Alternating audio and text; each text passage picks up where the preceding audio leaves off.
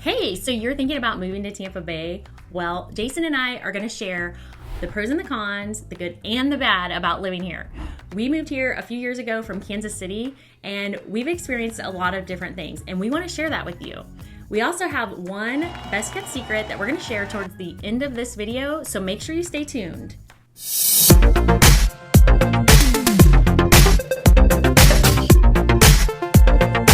Okay, so first off, let's just clarify the difference between Tampa, the city, and Tampa Bay. A lot of people that don't live here think they're the same thing. But once you get to know the area, you realize that Tampa and Tampa Bay are not the same. So Tampa is actually a city that is along the Tampa Bay. Tampa Bay is a body of water where there are 3 counties and many cities all around. So Tampa is the city that it's the biggest city and the city that you'll fly into most likely. And then you can visit many areas along the Tampa Bay. So let's dive into some of the pros and cons, the good and the bad of our experience of living here in the Tampa Bay area. And make sure you stick around because we're going to drop that best kept secret toward the end of this video. The first con we're going to go over is the traffic. Traffic is a little bit different than a lot of big cities. I've lived in LA, we lived in Kansas City for a long time, and the traffic here is a bit different, wouldn't you say? Definitely. One of the things that makes traffic a challenge here is in Pinellas County, we do not have any freeways that go east to west. It's such a strange thing. So if you need to drive from the west side of Pinellas County to the east side, you're going to be driving regular roadways. So that can make it congested, especially if there are tourists here or there's an event going on. And don't forget, we have a lot of part-time residents and vacationers here. They don't know where they're going, and sometimes they're just on vacation time, right? An important factor with the Tampa Bay area is the fact that we have 5 bridges that connect the entire Tampa Bay and cross it.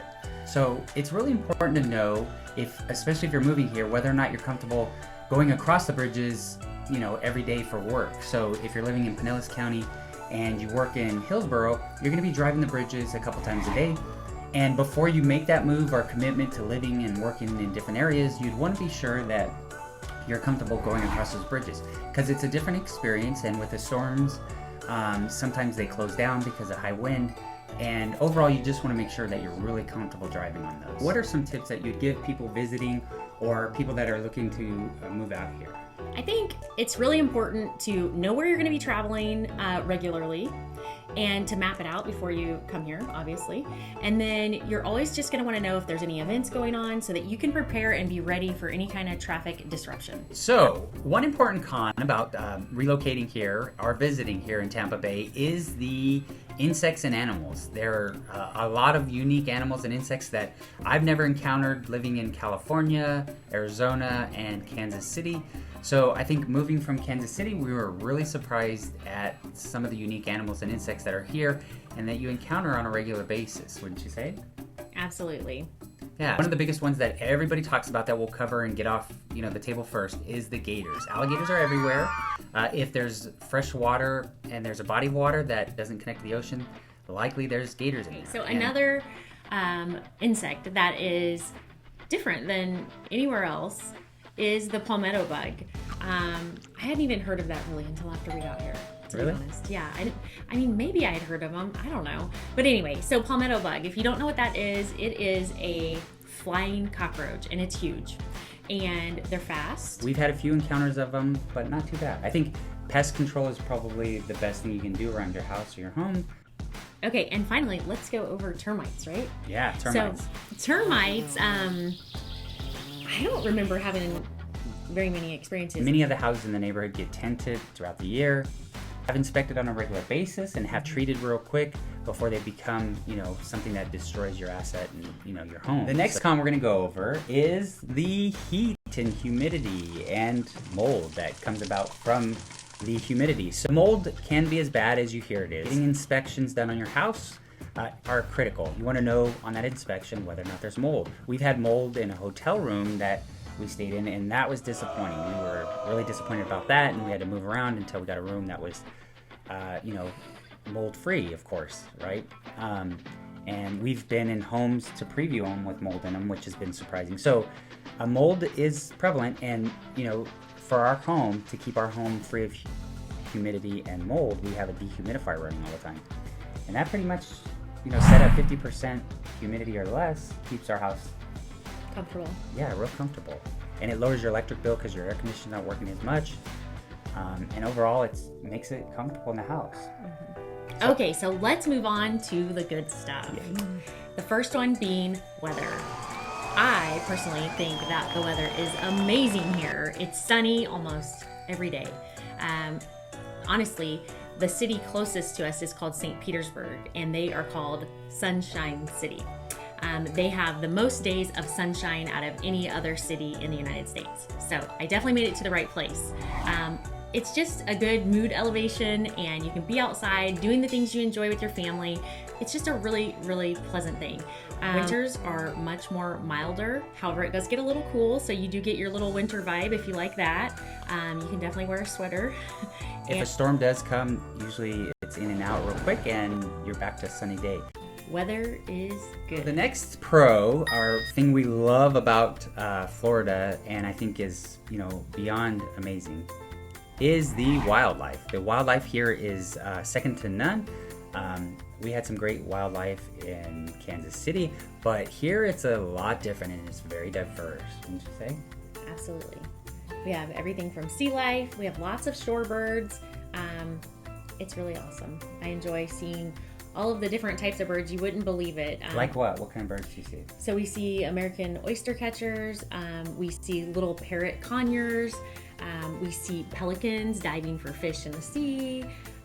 We have osprey. We have bald eagles. We saw a bald eagle and an osprey fighting over a fish one day one of the first days we moved here, which was amazing. Yeah. Dolphin, manatee. Yeah, and then every summer we have the sea turtles that come and nest on our shores, which is really cool. We still haven't gotten to witness any hatchlings, but hopefully that'll happen sooner than later. And all around there are just so many different types of animals to see. It's really, really, I love it. I really enjoy it. And not to mention alligators. Alligators are everywhere. You can pet them. They're on the golf course. We have a putt-putt mini golf place, and there's alligators in a little pit of water. So those are pretty fascinating as well, I think. Yeah, and you can feed them. Yeah, so we enjoy alligators. As long as they're either away from us or behind a fence. Yeah. So Florida Fish and Wildlife indicated that we have 1,500 nesting bald eagles, which is pretty amazing. Yeah. So we have a real dense population of bald eagles, and they're protected, of course. So on the beach here, we have the Seaside Seabird, I think, sanctuary. Yeah. And they rescue and rehabilitate birds. And then if they're not able to be rehabilitated, then they keep them there. And it's all run by volunteers, which is really cool. I saw a turtle that was needing help one day, and I was able to call someone and have them go out and check on that turtle. So it's really a neat thing. People really care about the wildlife here, and it's definitely something that you enjoy, and we get to experience that with our kids. So the next pro, Amy, that I think we're excited to go over is things to do. One of the huge pros about living in Florida is the weather, which we just covered. And the weather allows us to be outside enjoying so many amazing things. There's a lot of places to visit. Like every little town has their own vibe, which makes it super fun to visit and experience. Each little place, even just along our beaches, each little town is different. And then if you go inland, you can go into like Tampa. So Tampa's like a big city to us. And you can go to the, shopping and all of the restaurants and things like that out there.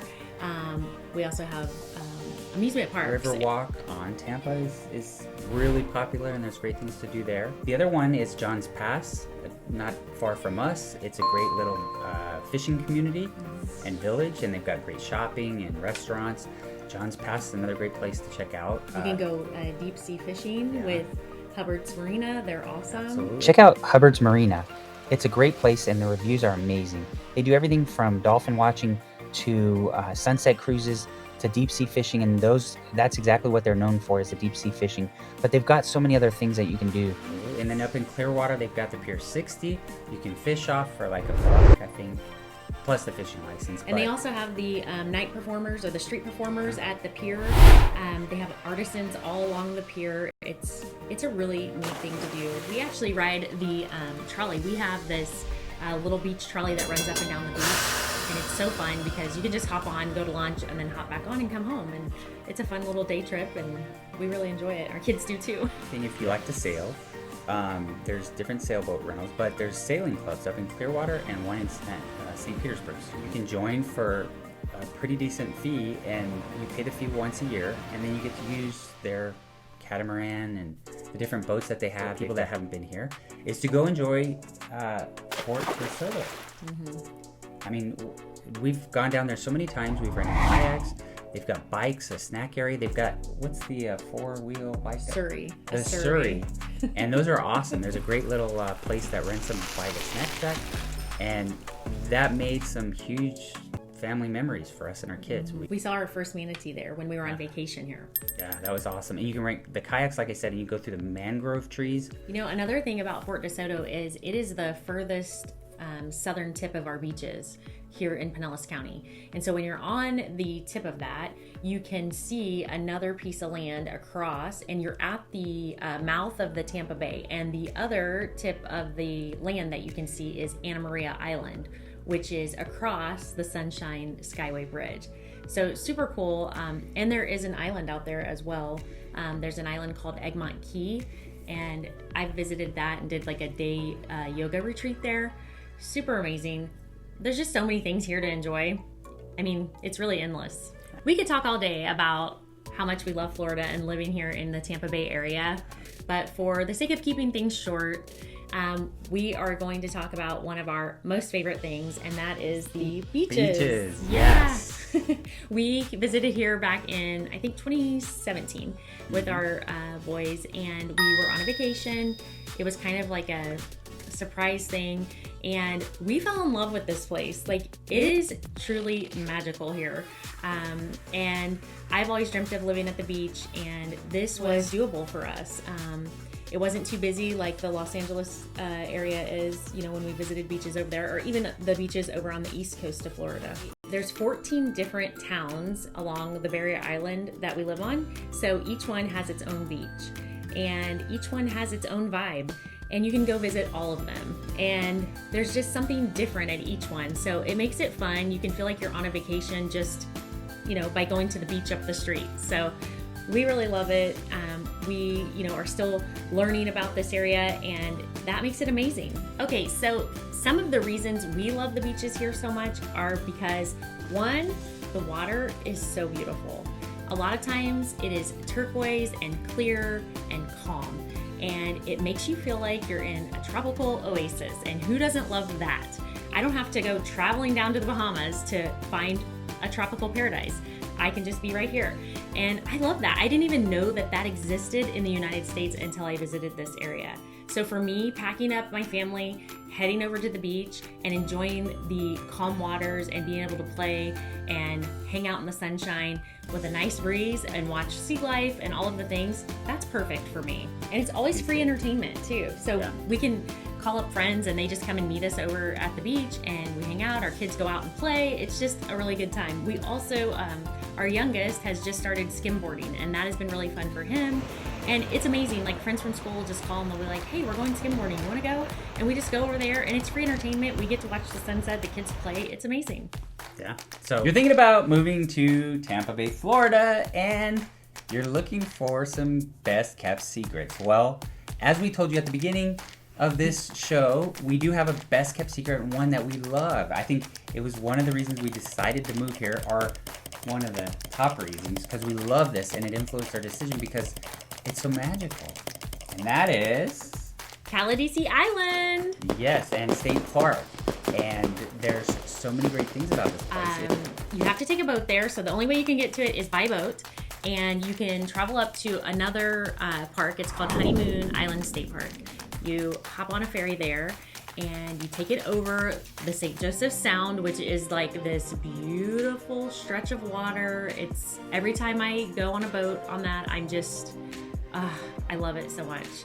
It's a beautiful ride over, and then you get over to the island, and it's remote. Like, really. The only things that are on it are, there are boat docks, so you can dock if you have your own boat. Camp in your boat. And then there is a shower area, restrooms, bathrooms, and there's like a small snack area. yeah, and then a shop where you could buy like sunscreen or something like that if you forget. A lot of fish in the water, so when you're in the water there, you can actually see the fish swimming around you. It is a really cool experience. Definitely a good place to take your snorkel and your goggles so that you can check out what's in the water. And then if you're lucky enough to have a boat, you can come there. A lot of people sit on the sandbars out by it and then just enjoy the water there. I mean, it's a really, really beautiful place. Yeah, got little kids, make sure you pack plenty of sunscreen, like we've said a couple times. Pack a lot of snacks, a lot of hydration, a lot of drinks. You know, you can umbrella. An umbrella, keep the sun off, the kids when they get too hot. So really important to pack well if you're taking kids, but they do have a lot of that stuff there in the snack shop. If you're here locally and you already have been there, or you decide to go because you watch this, let us know in the comments what you love about that place, or what you think about it. Last time we were taking the ferry out there, one of the guys on the ferry said that he gave us some history of the island, which was really cool. And he said that it was owned by a family and that the woman had written a book. And so I actually came back from that trip and I held the book at the library and I read it. And it's a really cool read. It's, not very long, and it just gives you the history about this island and how the family acquired it and where the guy had lived in Kansas and had moved down here, and it talks about them sailing and when hurricanes came and everything. It's a really cool read, so definitely check that out too. Thank you again for watching, and don't forget to hit the notification and the subscribe button so you can be the first to know when we put out another video about Tampa Bay. I hope you enjoy them, and we hope they're helpful as you relocate or move here. So let us know if there's anything that you'd like us to check out for you. We're happy to go check it out and give you all the goods. Thanks for watching. Thank you for watching Living in Tampa Bay, Florida, and remember to like and subscribe so you are the first to see our latest videos. And as our friend Levi says, whether you are buying in 9 days or 90 days, call, text, email, or set up a Zoom meeting and we will help you with your smooth transition to Tampa Bay, Florida. And thanks for watching.